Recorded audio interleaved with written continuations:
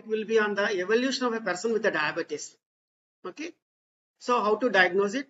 What are all the classifications of the diabetes? So this is the diagnostic criteria.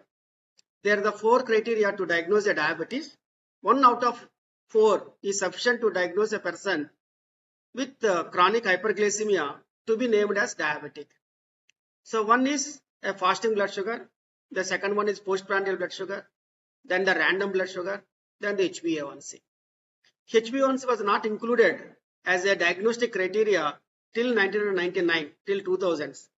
So after the 2000s, HbA1c was also included as one of the criteria for the diagnosis of the diabetes. So the fasting blood sugar more than 126, postprandial more than 200, random more than 200 with symptoms, HbA1c more than 6.5, you can consider them as a person with a diabetes. Why fasting 126? Why not 125 or 130 or 120? Why only 126? How the number came? So this is the time where your retinopathy changes starts. So the retinopathy changes starts at the level of fasting more than 126, equivalent to or more than the 126. So that's how the fasting value came as the 126. Okay. So once the more than the 126 already retinopathy changes occurred. So that's how it has come into the picture. So this is the diagnostic criteria. A male asymptomatic 32-year-old is found to have a fasting plasma glucose 138. Father has type 2 diabetes, so family history is there, and BMI is 24. So what is your working diagnosis here?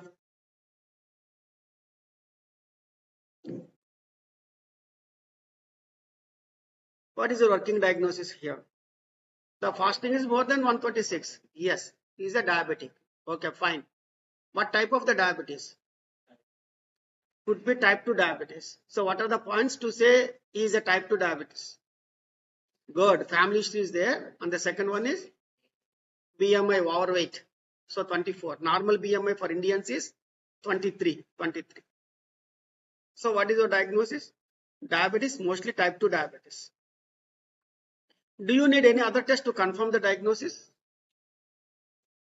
So for confirmation, we don't require it because 1 out of the 4 is sufficient. But he is asymptomatic. Okay. If you want to treat him or not, so you need other investigations also. For example, postprandial blood sugar. Say postprandial blood sugar is 140. Okay. So otherwise, then the treatment is to treat only fasting hyperglycemia, not the postprandial hyperglycemia. Suppose the postprandial blood sugar is 350. So then you have to treat both fasting as well as postprandial. Suppose if the HbA1c is 6.6. Okay. So just more than 6.5 is the diagnostic, 6.6 he is having it. So you need to treat with the drugs also. Because with just dietary approach and your exercise, you can reduce the HbA1c to the tune of about 1.5 to 2 or more than 2 also. Suppose if the HbA1c is 10. So definitely you need to with the treatments, not with a single agent, maybe the 2 agents or the 3 agents. So for all these things, you need postprandial blood sugar and also HbA1c. For diagnosis purpose, it is sufficient. At the female 48 years, BMI 32, no family history of diabetes. She complains of weight loss, polyuria, polydipsia for the last 6 months. Random blood sugar 335. So what is your working diagnosis? What is your working diagnosis? Type 2 diabetes. Type 2 diabetes. Type plus staggering here is BMI. So not in the diabetes, it's the diabesity. Diabetes plus obesity. So the BMI is 32. Obesity plus diabetes, diabesity. He is symptomatic or asymptomatic here? She is symptomatic. Earlier case is asymptomatic. There you can treat with just diet, with exercise, some yoga, some meditation, etc. But here you need medications because the patient is symptomatic. Osmotic symptoms. So all osmotic symptomatic people, they need prescription, but definitely sometimes maybe with insulin also. So insulin is also role at the time of the diagnosis itself, once the fellow is presented with glucose toxicity or lipotoxicity. So here it could be glucose toxicity because the blood sugars are high. Not only the high, they are symptomatic. They are not only symptomatic, they have all the polyuria, polydipsia, and also could be a weight loss also. So mostly asthmatic symptoms suggestive of insulin deficiency here with very high blood sugars. Earlier case, the etiology, pathophysiology there is insulin resistance.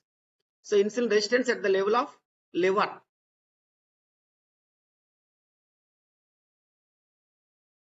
So do you need any other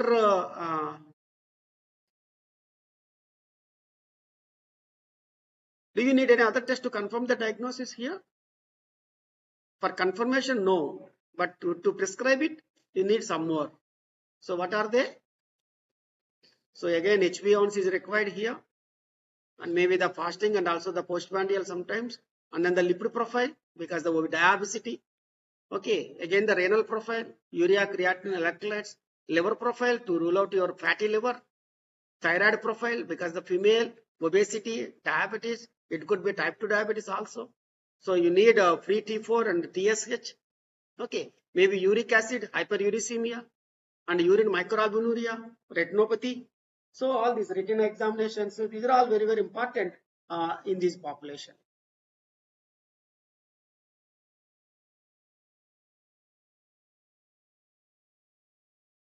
So the natural history of the diabetes, it is a progressive and a dynamic disease. See here, NGT, that is a normal glucose tolerance. Earlier one first. We are all in the normal glucose tolerance in the early days, and slowly we'll move into the pre-diabetic range. And left untreated, this pre-diabetic range will go into diabetes. That is the clinical diabetes. Left untreated, they will develop complications, either the microvascular or the macrovascular complications. And left untreated, they will go to die, high morbidity and the mortality. So this is the natural course of the diabetes. So we have to pick up in the society at the level of the pre-diabetes itself, or even at the level of the NGT with high risk individuals. For example, obese with a strong family history. So they are at high risk of getting the type 2 diabetes. With both the father and mother are diabetics, and now he is weighing about the 95 kgs with the BMI 31. So definitely he is at high risk of getting the diabetes because the strong family history and obesity is there. Even though his blood sugars are the normal, even though he is in a phase of NGT, normal glucose tolerance, so within no time he will enter into the pre-diabetic range and then the diabetic range and then the complications also. So medical education about your dietary approach, your exercise, the role of yoga, the role of meditation. So all these things should be told to the people who are at high risk of getting the diabetes, even though they are in the normal glucose tolerance. That means normal glucose tolerance means fasting less than 100, postprandial less than 140. Okay, then they will into the pre-diabetes. What you mean by IFG and IGT? IFG is impaired fasting glucose. What are the blood sugar values in IFG, Chiranjeevi? 100 to 121 to 125 is IFG, and then IGT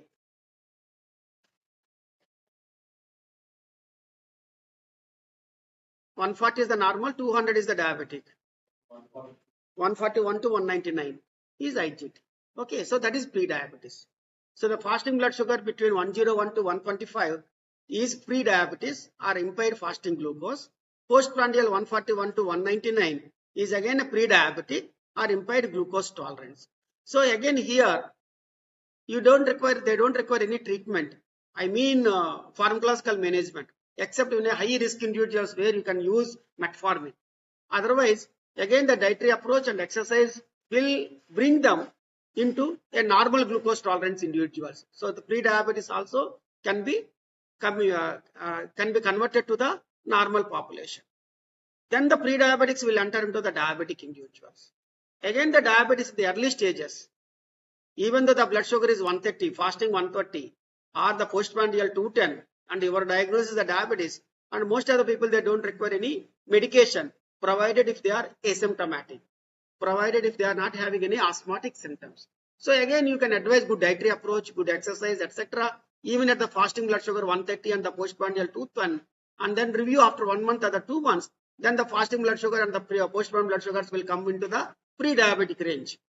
Again, continue the same dietary approach and the exercise, and then after 3 months, if you check the blood sugars, they will come up into the normal glucose tolerance also. That is the reversal of the diabetes.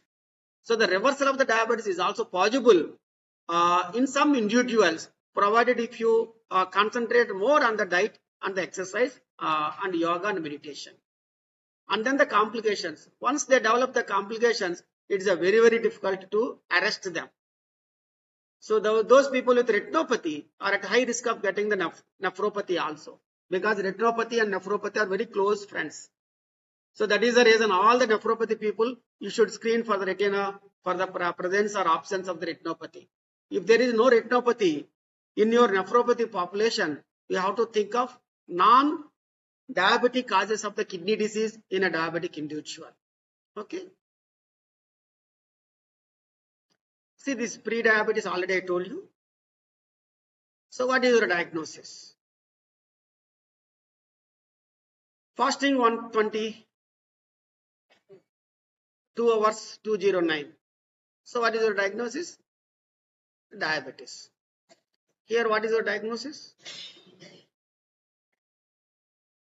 IGT, impaired glucose tolerance or pre-diabetes. So classification of the diabetes into 4 clinical classes. One is type 1 diabetes, second one is type 2 diabetes, and the third one is gestational diabetes, and the fourth one is other specific types. So other specific types includes your MODIs, your FCPD, your drug induced, etc., or your LADA, etc. Okay.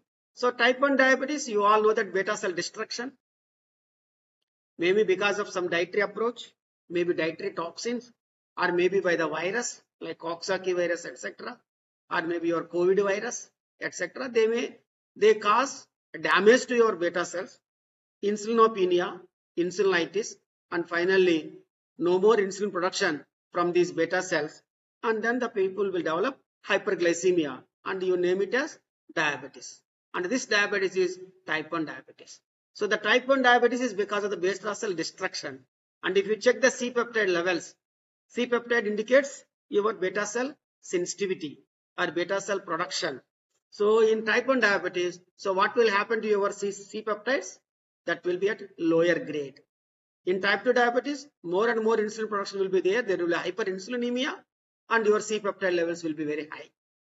So the type 1 can be divided into immune mediated and idiopathic.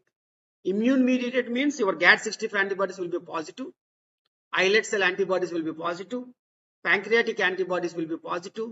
So these antibodies positivity will tell you that this fellow is immune mediated type 1 diabetes.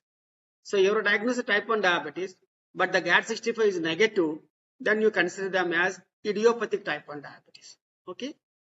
Type 2 diabetes, this is a combination of your insulin deficiency and insulin resistance, and in Indian population, insulin resistance scores over the insulin deficiency.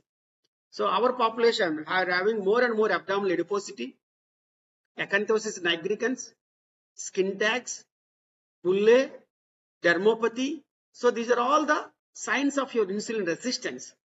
So the insulin resistance, once insulin resistance presence means the patient is having more and more abdominal adiposity, more triglycerides, less HDL, etc. And they are at high risk of getting the type 2 diabetes. It's a metabolic syndrome, part and parcel of the metabolic syndrome, type 2 diabetes. So nowadays, if you are seeing the case of the type 2 diabetes means it is a part of your metabolic syndrome. So all the type 2 diabetes, you should also screen for hypertension, dyslipidemia, and obesity. Okay, height, weight, BMI, waist circumference, waist hip ratio, skin fold thickness. So these are all the parameters to say whether the fellow is obese or not. Out of all them, for Western population, BMI is more accurate for them. For us, it is a waist circumference or weight hip ratio. So waist circumference or waist hip ratio is much more important than the BMI in our Indian population, because we are having more and more abdominal adiposity, which is a visceral adiposity, and a metabolically active adiposity increases your atherosclerosis and increases your diabetes complications. So predominant insulin resistance with relative insulin deficiency to a predominantly secretory defect with insulin resistance. Other specific types, MODY, that is a monogenic diabetes.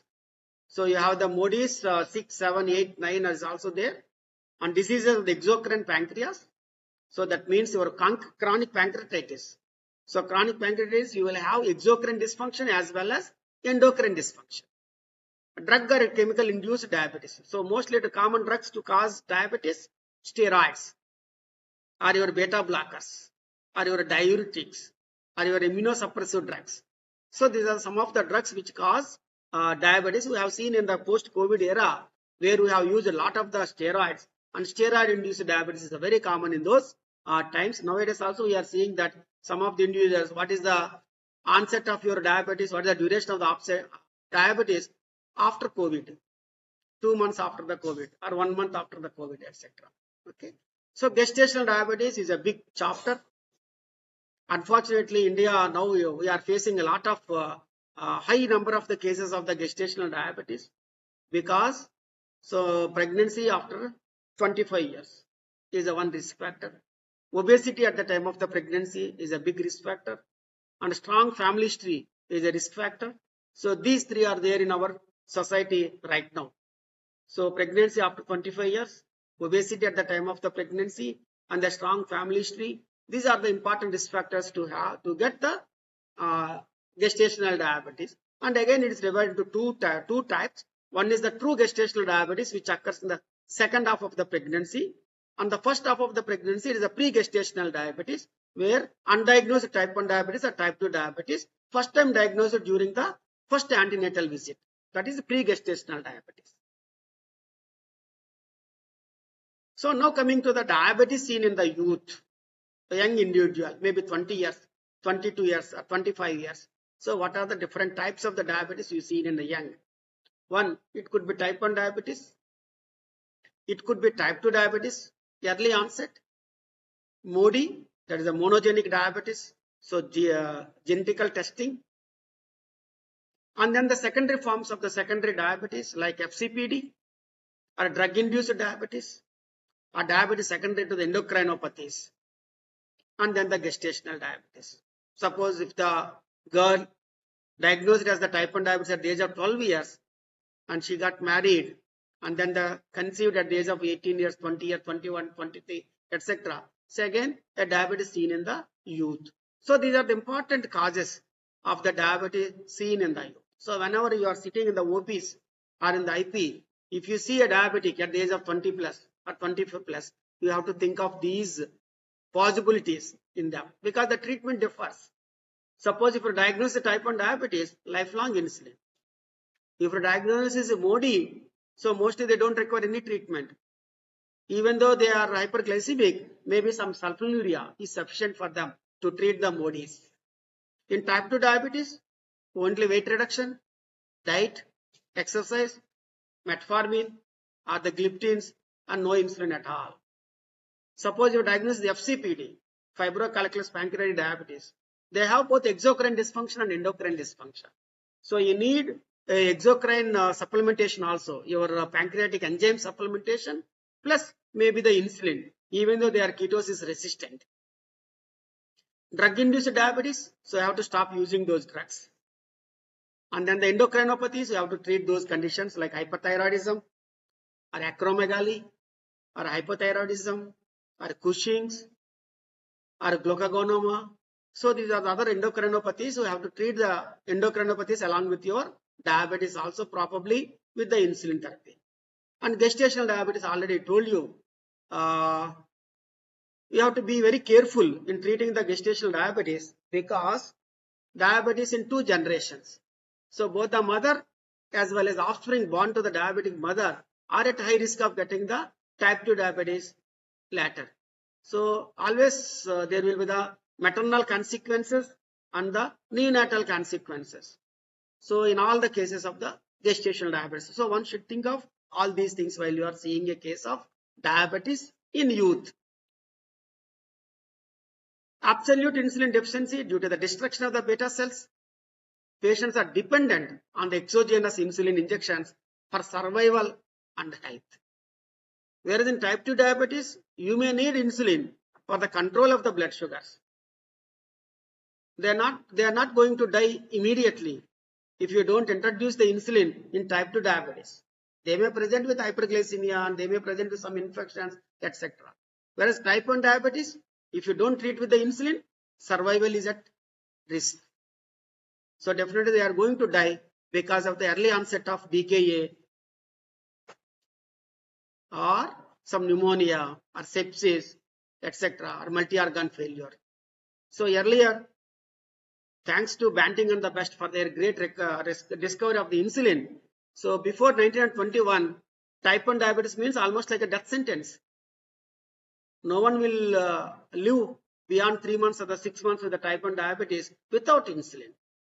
Now we are using the insulin, we are making the type 1 diabetes to live as good as type 2 diabetes. So 5 to 10% of all individuals with diabetes have the type 1 diabetes. But in India, the percentage is much lesser. Maybe 2% or 3% are type 1 diabetes, and mostly 95% here are the type 2 diabetes. Geographical variation is very much observed. In Europe, type 1 is very common. Scotland, Ireland, they are very, very common in those countries. Whereas in India, type 2 is much more common. Onset usually in the childhood and adolescence, say usually, but can occur at any age group. Even at the 60 or the 70, you can get type 1 diabetes. So the type 1 diabetes is an acute presentation. So presentation of your classical 3 P's and unintentional weight loss. Symptoms, abrupt onset of the severe symptoms. So these are all the symptoms, you know that, and may present in the diabetic ketoacidosis. That is also very common with the type 1 diabetes. Sometimes, diabetes, these people, if they neglect these symptoms, polyuria, polyphagia, polydipsia, so they will present with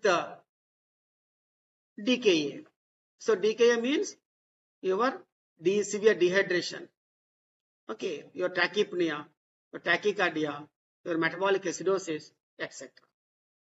So that is the reason in all the children, when they present to the casualty with a severe dehydration, you ask the leading question of gastroenteritis. If the mother says no, so no gastroenteritis, but very severe dehydration, please think of type 1 diabetes. Okay, so severe dehydration in the children in the absence of the gastroenteritis could be a case of diabetic ketoacidosis, and check the blood sugar and check the urine ketone bodies. Nowadays, type 2 diabetes is seen even in the children. Earlier, the average age of getting the type 2 diabetes is 40 plus or the 50 plus.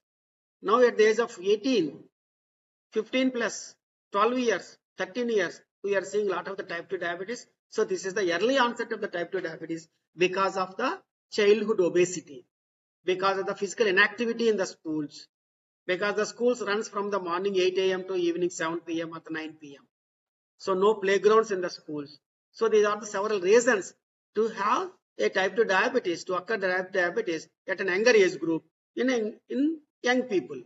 So along with the explosive increase in the overall prevalence of the diabetes, type 2 diabetes in the young is also becoming increasingly frequent in India. So earlier, if you see the diabetes in the young, could be type 1 diabetes only, less than 20 years of the age group. Now even in the less than the 20 years of the age group, type 2 diabetes is much more common than the type 1 diabetes. Suspect type 2 in young patient, strong family history of the diabetes. Signs of insulin resistance, this is the very, very important. So look for the acanthosis nigricans on the nape of the neck, on the skin folds, so velvety appearance. So you will find that this person is having more and more insulin resistance. So the more the insulin resistance means what is the type of the diabetes? Type 2 diabetes, but not the type 1 diabetes. You don't find the acanthosis nigricans or obesity or the skin tags in type 1 diabetes. They are the lean type 1 diabetes or normal body weight.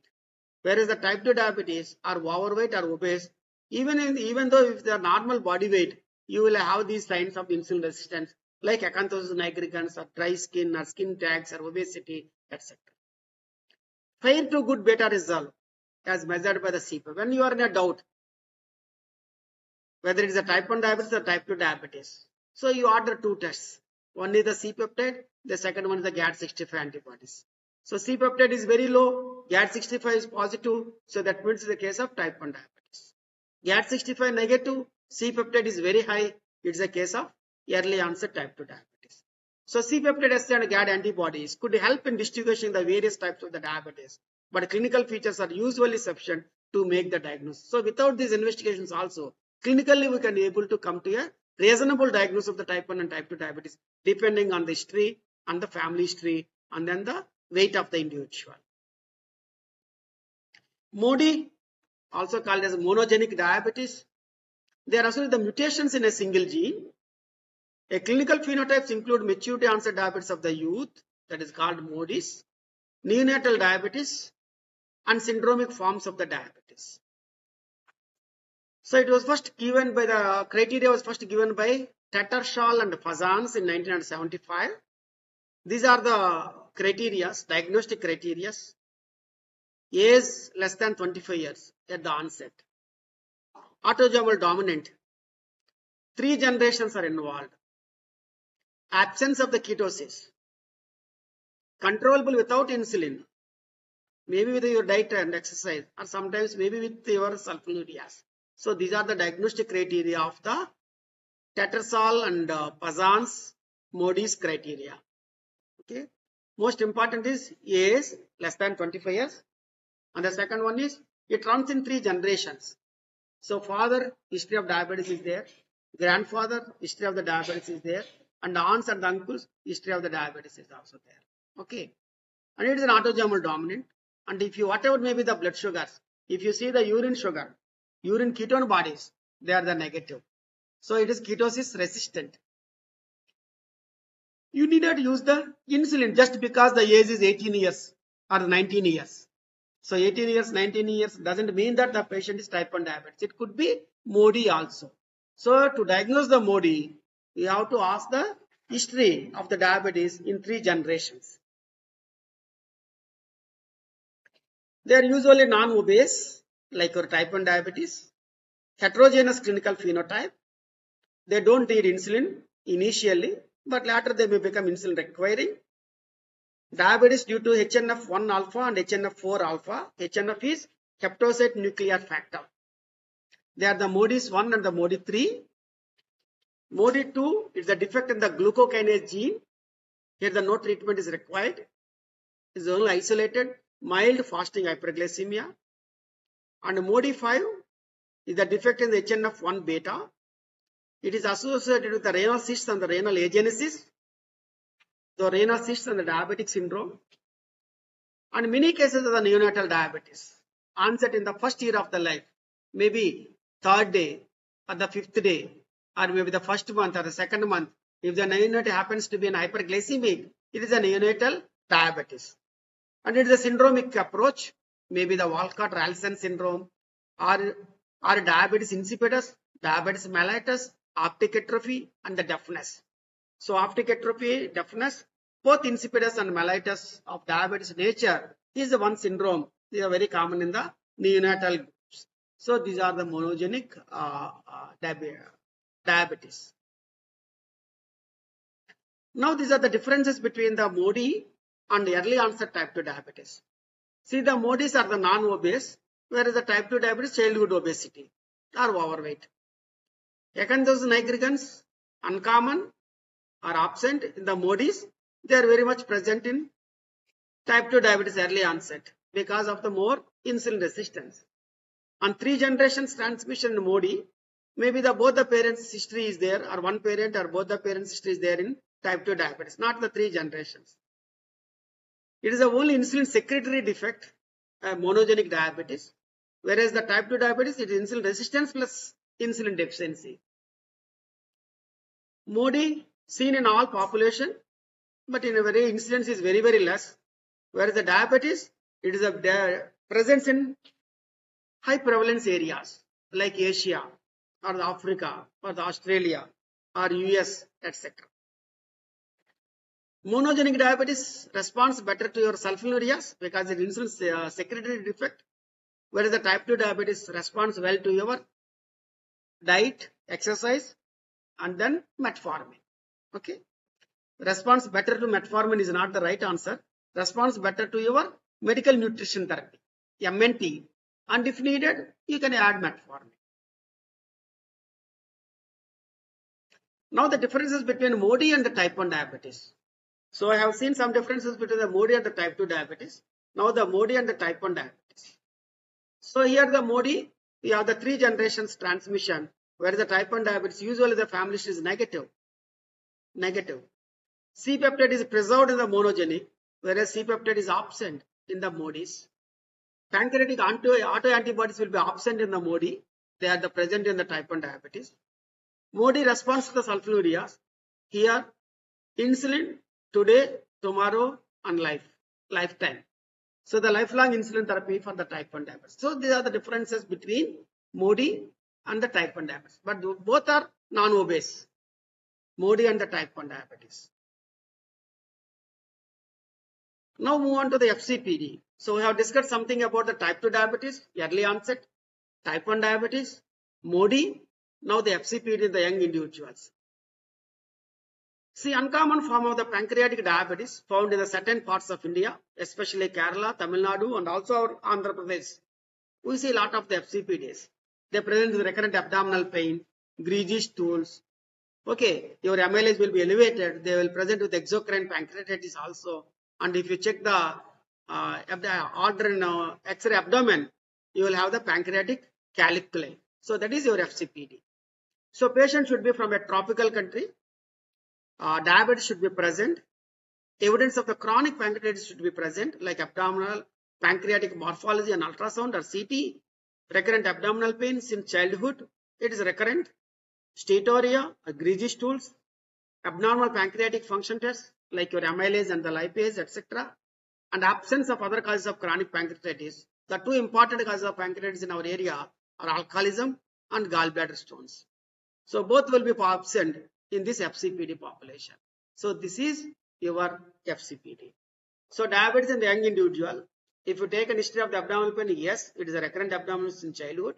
And if you ask the history of the steatorrhea, yes, greasy stools history is there. And he is also having an exocrine pancreatic deficiency, and they are the ketosis resistant, unlike your type 1 diabetes, which is ketosis prone. So here the BMI is less, they are the lean. History of oily stools and recurrent abdominal pain, absence of the ketosis in spite of high blood sugars. They will have very high blood sugar, fasting 300, postprandial 500, very common with the FCPD population. Very severe diabetes. Multiple pancreatic caliculi, see in the X-ray, a beautiful caliculi. You'll see on the thoracic vertebra 12 and 1.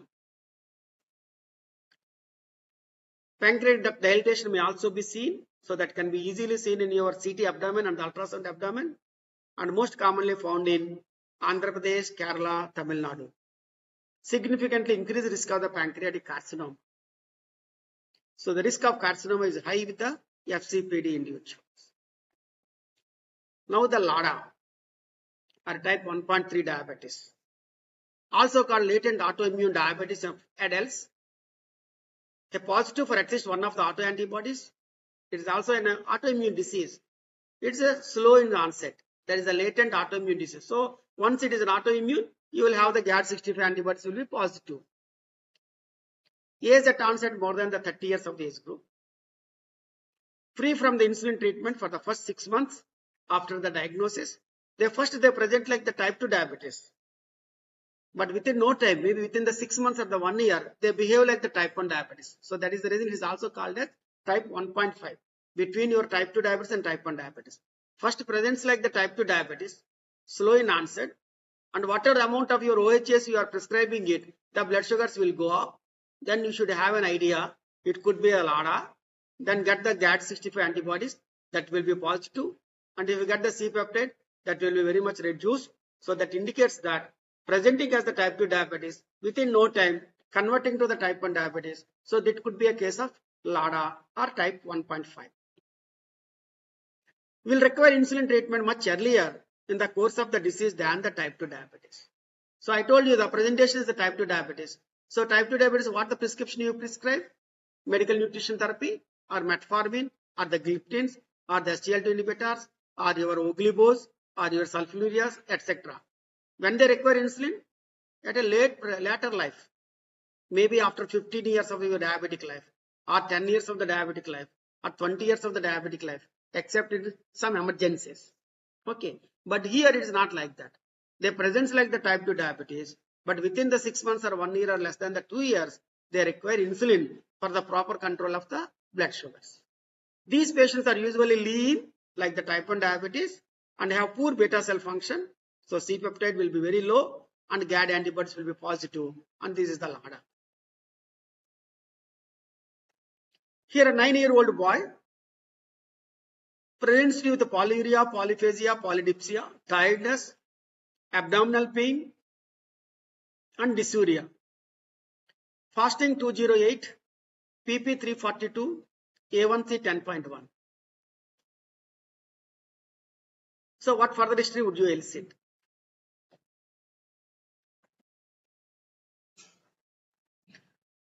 It could be type 1 diabetes because an acute presentation. Why abdominal pain and burning micturition?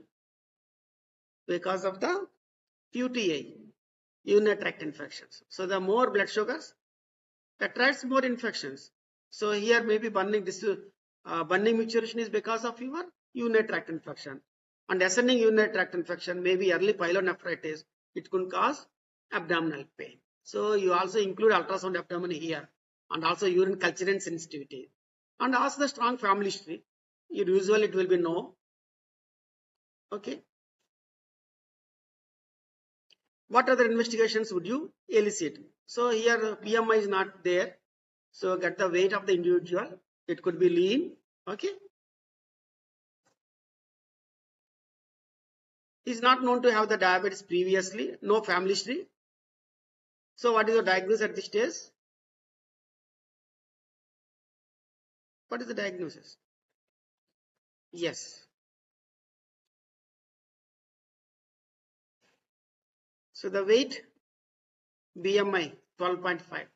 So very lean, same fellow. Check for the insulin resistance markers. No. Okay. Dehydration is present because of the polyuria, polydipsia, etc. So what investigations will you ask for this? Urine, ketone bodies, or your ABC.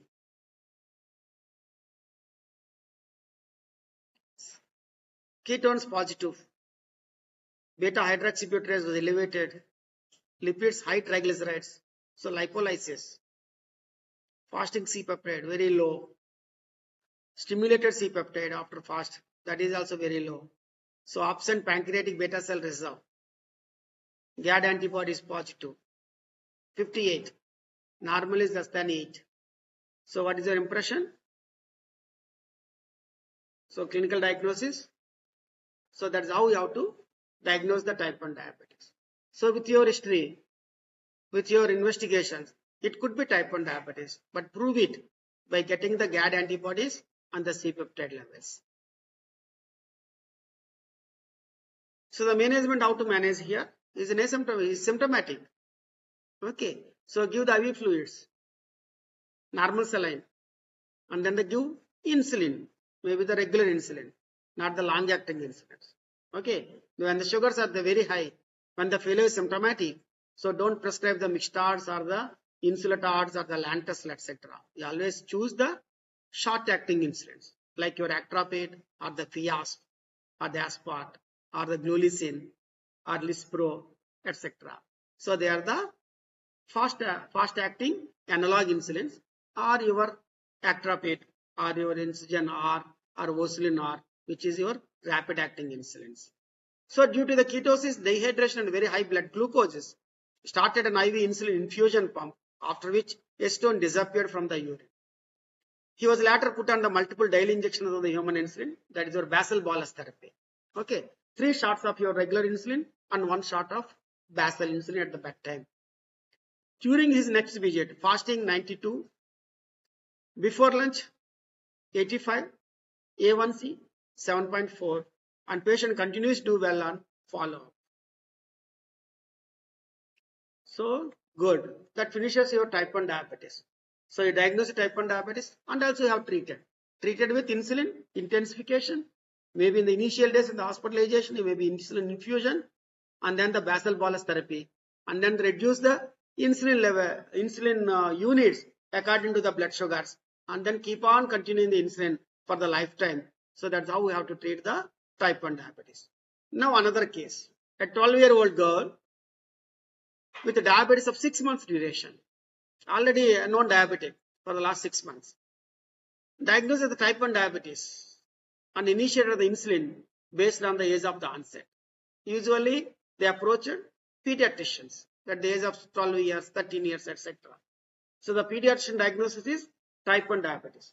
Depends on the age of the patient. And then what is the answer when you diagnose the type 1 diabetes? What treatment you prescribe? Insulin. So she is on insulin therapy for the last 6 months. However, glucose has always been under poor control in spite of the insulin therapy. She doesn't have any symptoms attributable to the diabetes. She is asymptomatic. Fasting 196, postprandial 320, A1C 9.8. She has a strong family history of the diabetes. Okay. So what are the diagnostic possibilities here? So the patient is a female, they are diabetic. Both the parents are diabetic. Okay. Both the parents are the diabetic.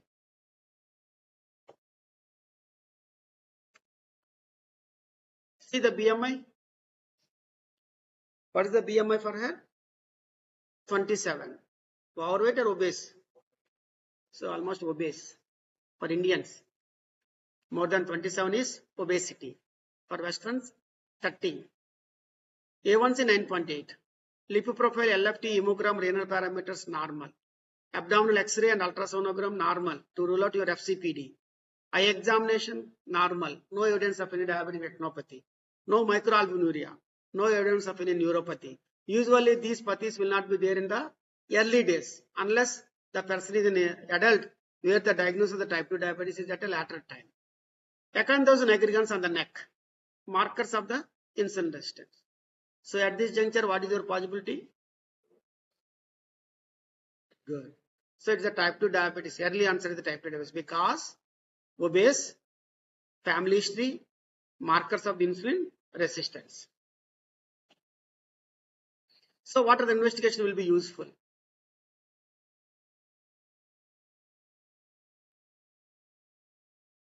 So again, other DDs are, you will have type 1 diabetes, you have the MODY, and also have the FCPD. So here the FCPD is ruled out because the abdominal X-ray and ultrasound are normal. So we didn't rule out the type 1 diabetes and the MODYs at this juncture. Okay. So this is the C peptides. Fairly good pancreatic beta cell reserve. So against your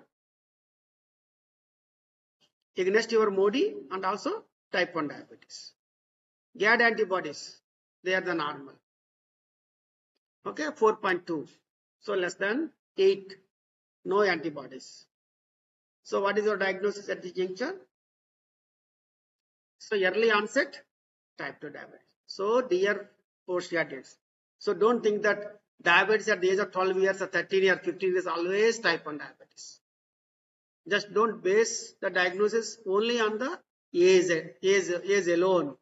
So you need a family history, you need the weight of the individual, okay, and see the markers of insulin resistance and get the C-peptide and the GAD antibodies. So then only you say whether this fellow is type 1 diabetes or type 2 diabetes. So what is the management? So lifestyle changes. So lifestyle changes like diet and the physical activity, and insulin was withdrawn. And what drugs you prescribe here? Metformin. So BD and the glimepiride 1 mg OD and fasting 81, PP 92, A1C after 8 weeks 5.7. Now the glimepiride was withdrawn and metformin continued.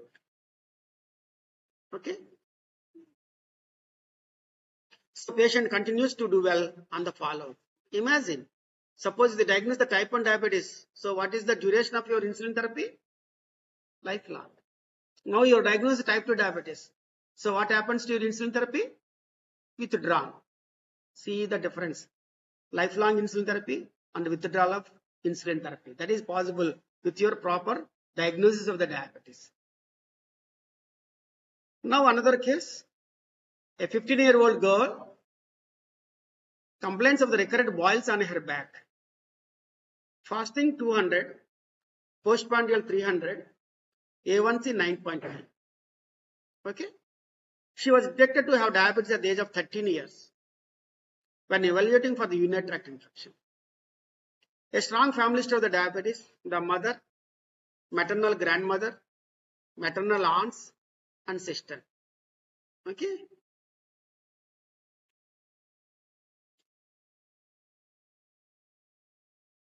So what is the next step in the evaluation? See the markers of the insulin resistance. See, already the diet, already family history is given here in the 3 generations. But take the signs of the insulin resistance. See here, the patient, both the sisters are the diabetics, mother is diabetic, and the father side is also the maternal aunts are diabetic, and the grandfathers are diabetics. So a strong family history of the diabetes is there. She was lean, unlike your type 2 diabetes. BMI 20, like your type 1 diabetes. BP normal, all other examinations are the normal. What other investigations will you advise? So the cholesterol 209, triglycerides, kidney function, chest X-ray, abdominal X-ray normal, no evidence of pancreatic calculi. C-peptide normal, fairly good pancreatic beta cell result. So your diagnosis here is MODY, maturity onset diabetes in the young individuals.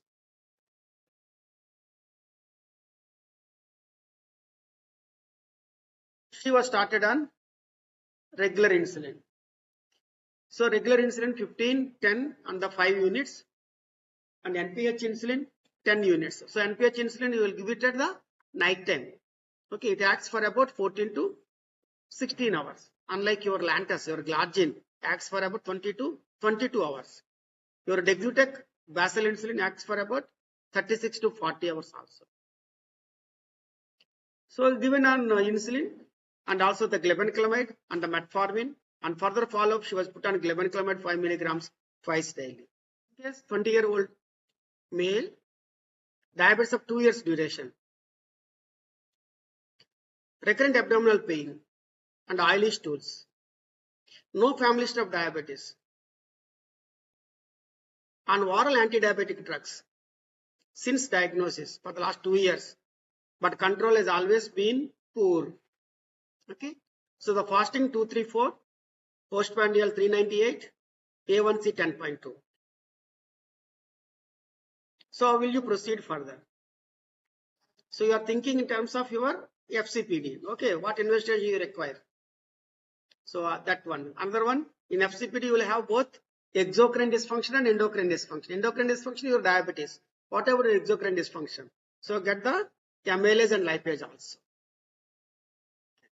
So the patient was lean, malnourished, like your type 1 diabetes.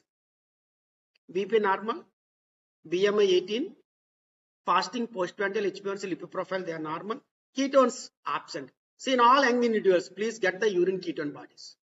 So once ketone body is positive, more in favor of your type 1 diabetes. If they are the negative, it could be FCPD, it could be MODY, or it could be type 2 diabetes. So what investigation will clinch the diagnosis at this juncture? See, this is an X-ray. Okay, it showed a large multiple pancreatic calculi at the level of T12 and L1. So the diagnosis is fibrocalculus pancreatic diabetes. So management started an insulin. Because of the high blood sugars, in spite of your OHS, the sugars are very high. So whatever may be the etiology, when the fellow is present with very high sugars, so you have to use the one great drug is insulin. So pancreatic enzyme supplementation, your creon 10,000, 25,000, etc. He is put on 2,000 calorie diabetic diet. During his next visit, fasting was 95, postprandial 180, A1C 7.2, and patient continues to do well on the follow-up, and you can reduce the doses of the insulin also. Otherwise, if you continue the same dosages, he is going to get the hypoglycemias. See, this is an important slide. I think the best slide of our today's talk.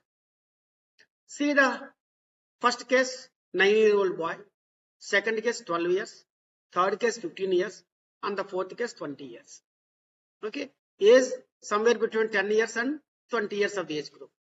See the fasting, all the cases, almost around 200. Postprandial, around 300 to 400. A1C, 9.5 to 10.5, etc. But the diagnosis differs. See, one case is type 1 diabetes, they need lifelong insulin therapy. Another case is type 2 diabetes, so medical nutrition therapy or metformin. And then the MODI, here the sulfonylureas are the drug of choice for MODIs, not your metformin or your insulin. Whereas the FCPD, you need insulin and also pancreatic enzymes. Okay, that's how we have to treat these cases.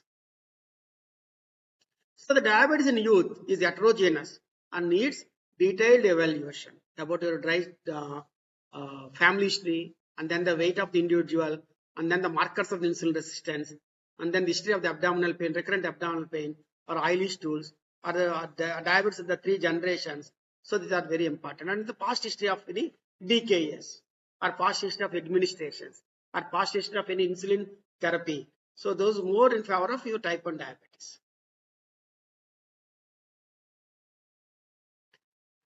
So what is the initial evaluation of a patient with the diabetes? See, type 2 diabetes is the most common form of the diabetes. The prevalence increasing rapidly, especially in the developing countries. Now you know the number of the diabetes in Indian population. Nearly 11 crores are the diabetes, and nearly 14 crores are pre-diabetes. Prevalence increasing very rapidly in a zoonomic proportion, especially in the developing countries like India, due to relative insulin deficiency in an individual with insulin resistance. We have both the things, insulin resistance and the relative insulin deficiency, but insulin resistance is much more when compared to the insulin deficiency. And you have the markers of insulin resistance, like your acanthosis nigricans, or skin tags, or bulle, or abdominal adiposity, or these are all the markers. Usually asymptomatic. So it is the most common symptom of the type 2 diabetes in India is no symptom at all, asymptomatic. Only 10 to 15% they present with the symptoms. So it is our duty to pick up the type 2 diabetes in the society in an asymptomatic nature. That is the reason opportunity screening is much more important. So whenever a fellow comes to you with whatever the symptoms, if you want to write some prescriptions, some laboratory investigations, please add sugar also. Okay. Today I have seen one manager from Yanam Anand Regency Hotel. So he is aged about 48 years. A strong family history of the diabetes is there. He never checked the blood sugars. So 2 days ago, Apollo Kakinada, they performed one camp there, and then they get the blood sugar done. The fasting was 240, postprandial was 340. It's possible in an asymptomatic individual. He is obese. Today he approached me, weight about 89 kgs. Okay, BMI is 31.5. With a strong, both the parents are the diabetics. Age 48. With fasting 200, postprandial 350, asymptomatic. You don't require C-peptide, don't require GAD, etc. What is the diagnosis? Type 2 diabetes. Type 2 diabetes. Okay. So what drug we have to prescribe for them? I have prescribed only one drug. Huh?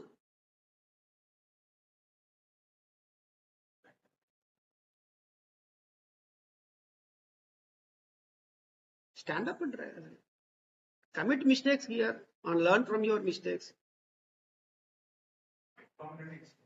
Metformin and he is asymptomatic. Sit down. So insulin is wrong answer. Okay. Metformin is the right answer. GLP-1 analogs. GLP-1 analogs. Oral semaglutide. Ribelsus. Okay. So I prescribed Ribelsus, that is the oral semaglutide, 3 milligrams, morning time. Each tablet is 333 rupees, 10,000 per month. Okay. So I have given a few hints. He is an affordable candidate. Okay. And then the diabetes plus obesity. So is a diabesity. So diabesity, what is the drug of choice? Not the metformin, GLP-1 receptor agonist. So GLP receptor agonist, you will act at the 5 of your Omnius octet. You have the Omnius octet of developing the hyperglycemia. What is Omnius octet? 8 ways of getting hyperglycemia. One is beta cells, that is beta cell fatigue. Number 2, alpha cells. So hyperactivity of the alpha cells. Number 3, liver, hepatic glucose output. Number 4, muscle. So defective entry of the glucose into the muscle because of the resistance at the level of the muscle. That is, your insulin sensitivity is reduced. Then the fat, adipose tissue. Okay. And the 6th one is intestines. So in 2 ways. One is absorption of your carbohydrate.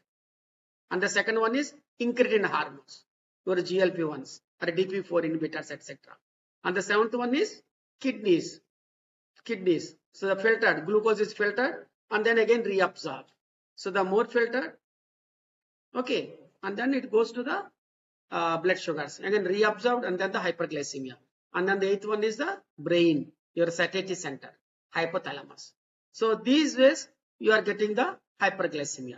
So when you are prescribing the GLP-1 analogs, so they act on the 5 out of these 8 ways of getting the hyperglycemia, or Omnius octet. So GLP-1 receptor agonists, they act on the beta cells, they act on the alpha cells, they act on the intestines, they act on the liver. To some extent, they also act on the brain to reduce your satiety. So that is how I prescribed GLP-1 receptors to him. Okay. And then more than the GLP-1 receptors, I spend a lot of time on your dietary approach, your diet.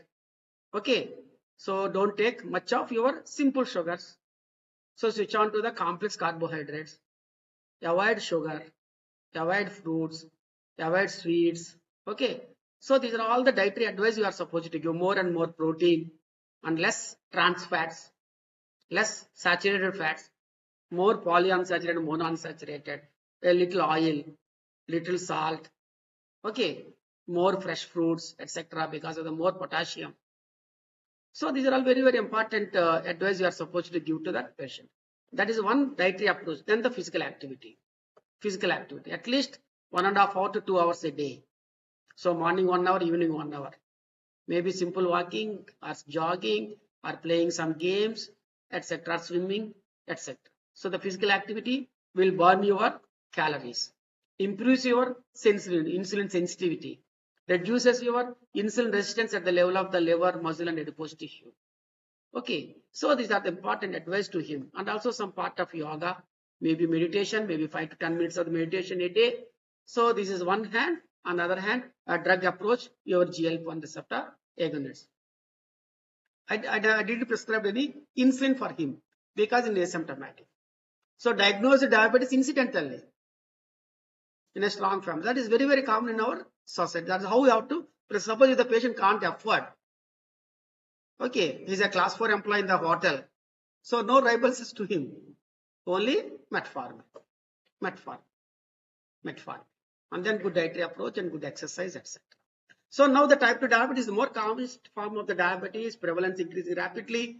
Yes, insulin resistance, asymptomatic, detected during evaluation or unrelated complication indications, may present with hyperglycemic symptoms, sometimes type 2 diabetes.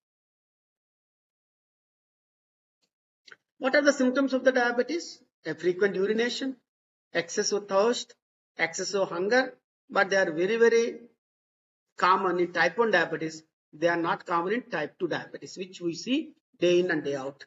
Weight loss, again more common in type 1 diabetes. Delayed healing of the wounds. Yes. Tiredness. Itching, especially in the genital area. That is one most common symptom we often see in a diabetic individuals. Vulvovaginitis and penile candidiasis. And then the tingling and the numbness sensation of the feet and the toes, and visual disturbances. So today I have seen another fellow with diplopia. The blood sugars fasting 300, postprandial 550, A1C 16.5. Okay. See, this is because of the uncontrolled diabetes. Uncontrolled diabetes. So visual disturbances, they are also very common in the diabetic individuals. More than 60% of the patients, they do not have any symptoms. I think not 60%, maybe 80 to 95% of our population, they don't have any symptoms. Previous treatments and outcomes, they are very important. A present treatment, you should know that. What are the drug allergy and intolerance? This is very, very important. Some people will have acid-peptic disorders, nausea, vomiting, abdominal cramps, etc. So the metformin, common side effect is gastrointestinal upset. So you have to avoid in them. And then the fellow, if you want to start the sulfurias, suppose if he gets the drug allergy to the sulfas, so again your hands are tight in prescribing your glimepiride or glycoside or glibenclamide, okay, or glipizide. So this is very important. History of the drug allergy and intolerance.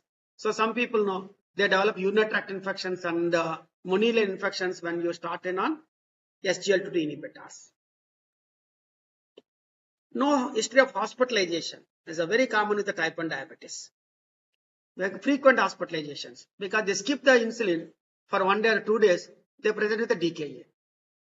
History of hypoglycemia is very common with insulin therapy. History of DKA, HSS is a very common in elderly diabetics. Elderly diabetes, maybe 80 plus, 85 plus, 90 plus, living alone, present with a severe severe dehydration, more in favor of HSS. Acute coronary event, cerebrovascular accidents, these are very important medical history you are supposed to take it in all the diabetic individuals. Ask for symptoms suggestive of the complications. This is also very important for our Indian diabetics. Because in India, more than 50% of the diabetes are undiagnosed. And 40 to 50% of the people, they are diagnosed with the complications at the time of the diagnosis itself. Straight away, you diagnose the diabetes in ICU, cardiac ICU, with the myocardial infarction, acute myocardial infarction. And to check the blood sugar, 350. If you ask that fellow, what is the duration of the diabetes? I am not a diabetic. But here, the blood sugars are very high, present with acute myocardial infarction. The same thing happens on neuro ICU. The same thing happens in the surgical ICU. Okay. Even the fellows are subject for the amputation also, for non-healing diabetic foot ulcers. And if you check the blood sugars, 400, you ask the history of the diabetes, no, I am not a diabetic. So these are very common. So 40 to 50% of the diabetes, they present with the complications at the time of the diagnosis itself. So the facial puffiness, pedal edema, nocturia, may be the features of your heart failure. Angina or effort tolerance. So ischemic heart disease. Claudication, peripheral vascular disease, especially in the smokers. Sensory impairment, pain, gait disturbance in the dark, is all because of the autonomic dysfunctions or motor neuropathy or sensory neuropathy or a diabetic neuropathy. Sexual dysfunction, so erectile dysfunction. So again, an autonomic neuropathies. So these are very, very common symptomatology of your complications. Here, 46-year-old male, a newly diagnosed with type 2 diabetes. It is his first visit to the hospital. 168 centimeters height, weight 74, BMI 26. Blood pressure 140 by 80 in the supine posture, 150 by 80 in the erect posture. What additional signs should you routinely look for in a patient with the diabetes? So 46 is the age. Type 2 diabetes, newly diagnosed type 2 diabetes, is overweight, BMI 26. Is he hypertensive or not? What is the definition of hypertension? Systolic.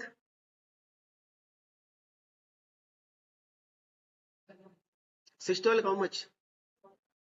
140 is the right answer. So equal to or more than 140 is a systolic hypertension. Diastolic 90. That is for our Indians. Whereas if you see the US 2017, so they said that 130 by 80 is hypertensive. More than 130 by 80 is hypertensive. Even though they don't prescribe only the diet and exercise, etc. But our definition of hypertension is systolic 140, diastolic 90. So is that hypertensive also. So first time diagnosed is a systolic hypertension. So first time diagnosed diabetes, systolic hypertension, overweight. So what additional signs should you routinely look for in a patient with diabetes? Someone told insulin resistance. Okay, the signs of the insulin resistance, abdominal adiposity, etc. So weight, circumference, waist hip ratio, blood pressure, examination of the abdomen, thyroid examination is very important in all adults because diabetes and thyroid is a very common endocrine combination.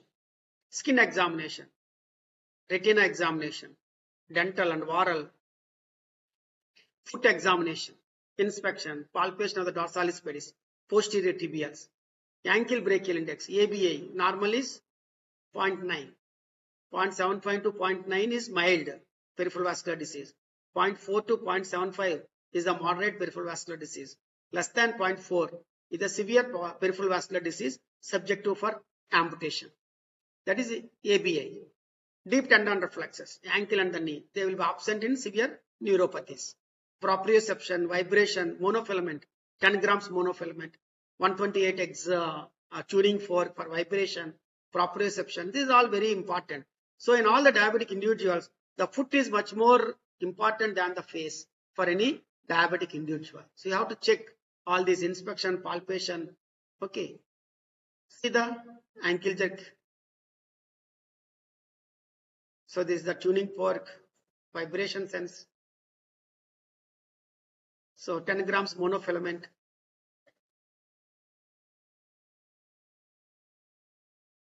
So the lab investigations in a patient with a newly diagnosed type 2 diabetes.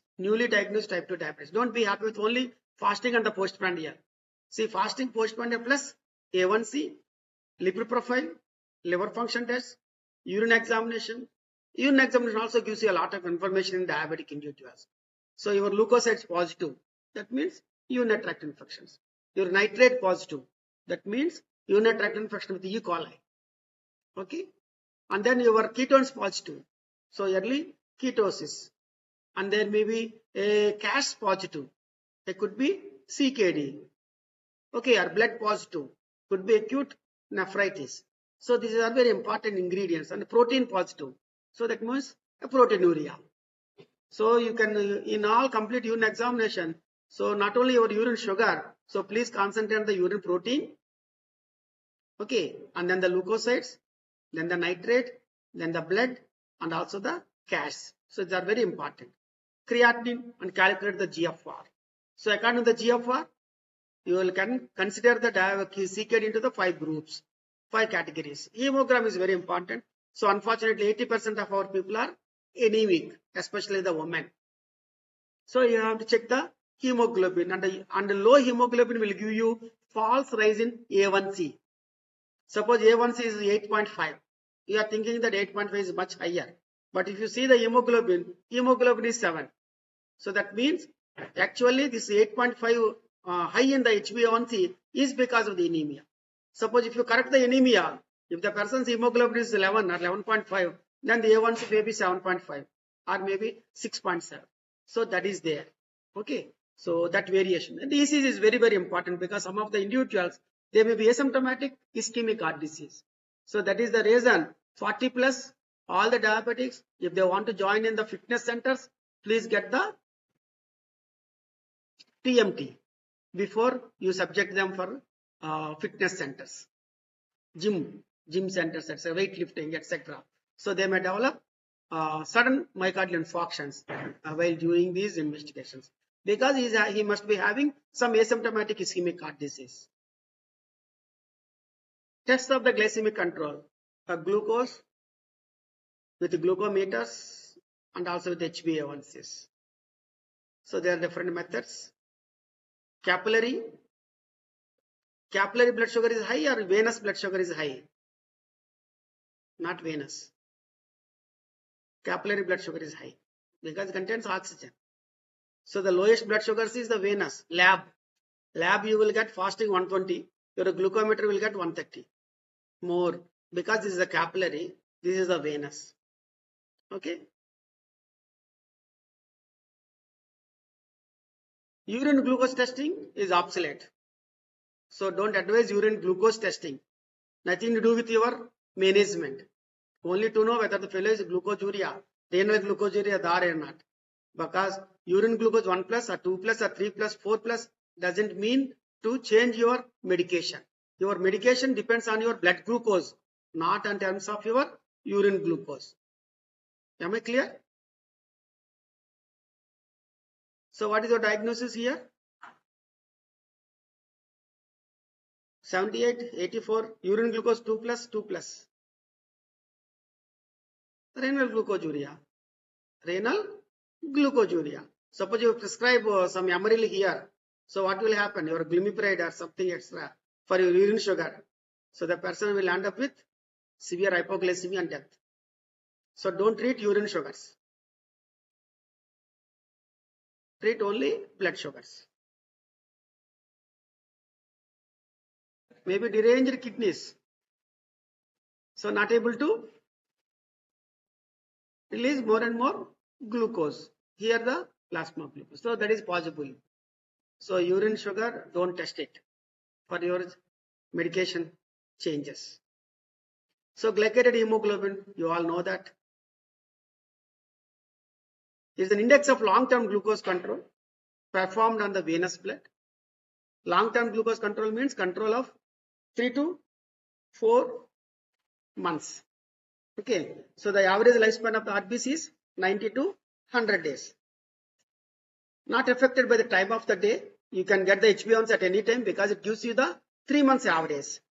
Meal time, maybe the fasting or the random or the postprandial, during exercise or before or after, just administered diabetic drugs, emotional stress, patient cooperation, nothing to do with your A1C measurements. That is the reason A1C is the most important test to see whether the fellow is diabetes is under good control or not. Because fasting and postprandial are changeable. Suppose if the patient is not taking much diet in the night, dinner, morning he wants to give the blood sugar, fasting blood sugar will be low. Suppose the breakfast, if he takes the more and more breakfast and more sweets, etc., obviously the postprandial blood sugar will go up. So the fasting and the postprandial can be changeable, whereas HbA1c it's not, because it is the index of the glycemic control over the preceding 3 to 4 months. Clinical value is very, very important. So the different methods.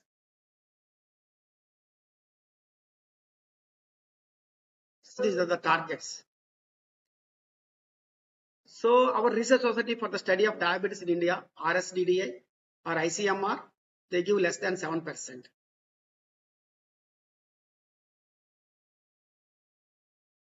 Already told you, this is for the diagnosis of the diabetes. Okay. An A1C value of 6.5 and above is considered a diagnosis of the diabetes, while individuals with HbA1c more than 5.7 are considered to be at increased risk for the diabetes or the pre-diabetics. So the normal HbA1c is 5.6, less than 5.6. 5.7 to 6.4 are pre-diabetics, and 6.5 and more than that are diabetics. C-peptide. So this is the A chain and the B chain. A and B are combined by C-peptide, connecting peptide, that is the C-peptide.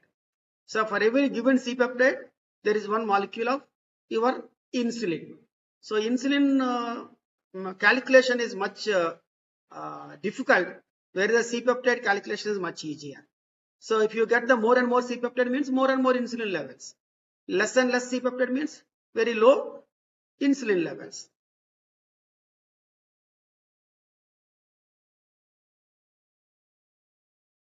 What are the investigations in the diabetes complications? Albuminuria is a very, very important. So nowadays, albuminuria is a risk factor for your nephropathy. Not only the nephropathy, but also vasculopathy. So the more the albuminuria, more the chances of vascular damage, endothelial dysfunction. There are two EDs in diabetes. What are they? Endothelial dysfunction and erectile dysfunction. So both are because of your endothelial dysfunction. So nitric oxide diminution. So here the albuminuria, elevated urinary albumin excretion is the earliest detectable stage of the diabetic kidney. That is the reason at the time of the diagnosis of your type 2 diabetes itself, please check the urine albuminuria, whether the fellow is in the nephropathy or not. A marker of generalized endothelial dysfunction and a predictor of the cardiovascular disease. It's a marker of vasculopathy also, not only your nephropathy. It can be subdivided into microalbuminuria and the macroalbuminuria. Microalbuminuria means between 30 to 300.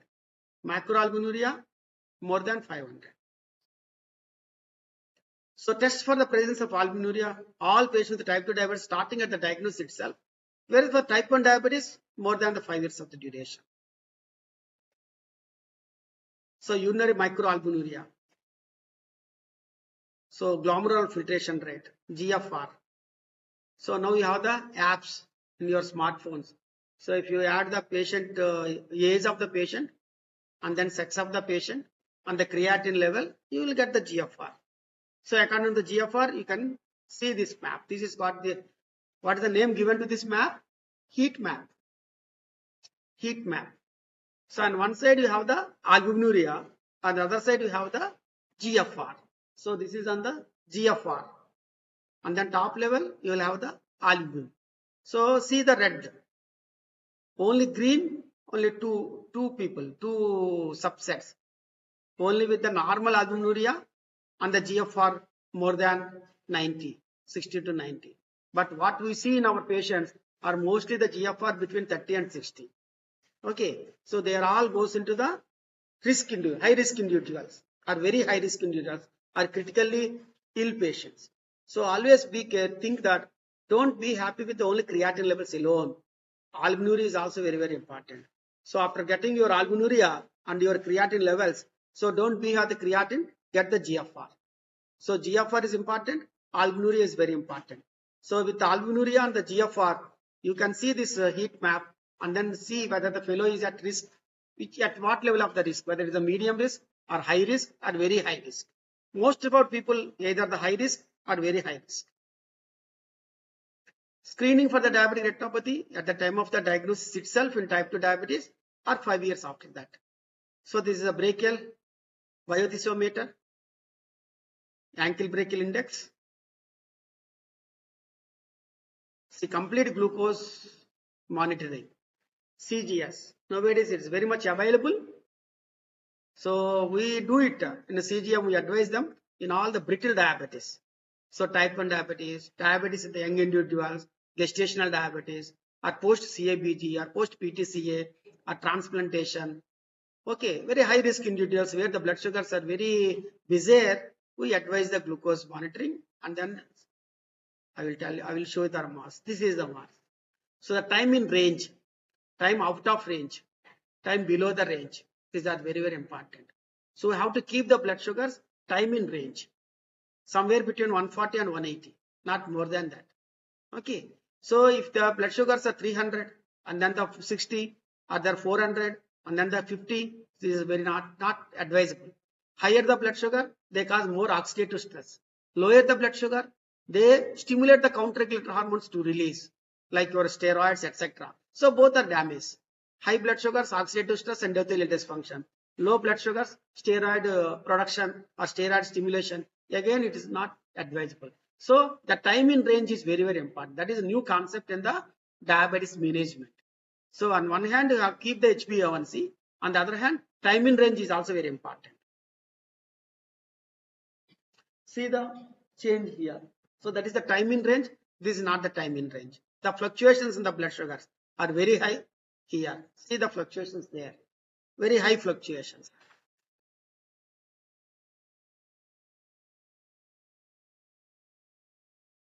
So another 5 minutes, I think. Is a female, a type 2 diabetes of 6 months age. Started on oral anti-diabetic drugs. She has come for the 6th month checkup. Okay. What are the laboratory investigations you do? So this is the first visit. What investigations you do it? Almost all the investigations, because they may present with the complications also at the time. So you have to rule out HbA1c, fasting, lipids, all these investigations. So once in 3 months, get the A1C. Okay, and the blood sugars. And once in 6 months, if you are seeing any abnormalities in the first visit, then those abnormalities you can advise in once in 6 months. And then yearly, all the investigations like the day one. So this is a very, very important take home message to all of you. So don't be happy with the fasting and postponed blood sugars only. You have to get all these investigations. You label them whether it is high risk individual or individual with the complications or only with the simple diabetes. But I see that at least 80% of our people will have some abnormality along with the diabetes. So that is the reason while treating the diabetes, we have to treat ABC. A for A1C, that is your diabetes. B, blood pressure. So hypertension. C, cholesterol. So dyslipidemia. These are very, very important.